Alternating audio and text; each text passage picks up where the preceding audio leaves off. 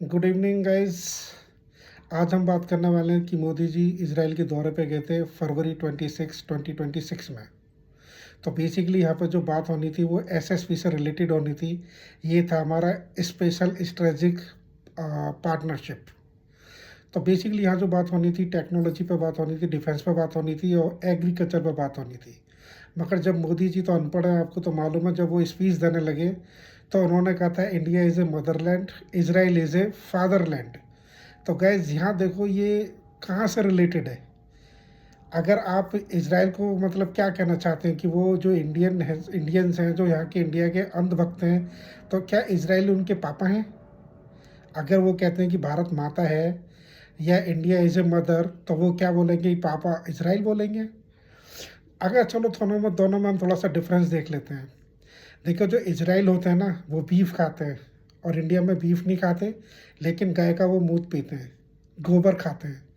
वहीं पर जो इजरायलीज़ होते हैं वो गाय का दूध पीते हैं, लेकिन इंडिया के अंदर गाय का मूत पीते हैं।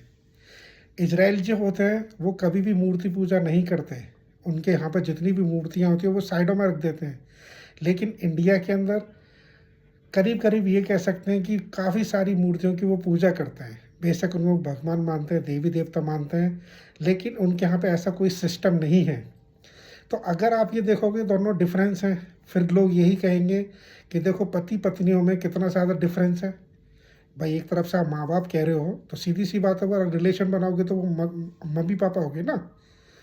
तो आप यही बोलोगे कि पति पत्नी, देखो एक पत्नी ईस्ट है और पति वेस्ट है।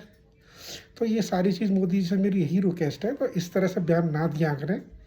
कल को तो जैसे मान के चलो मुस्लिम है, मुस्लिम जो जीव्स हैं उनके वो सौतेले भाई हैं, तो क्या आप उनको अंकल लैंड बोलेंगे?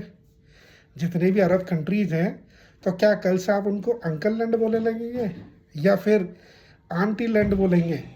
तो कम से कम मोदी जी को सोचना चाहिए कि बोल क्या रहे हैं।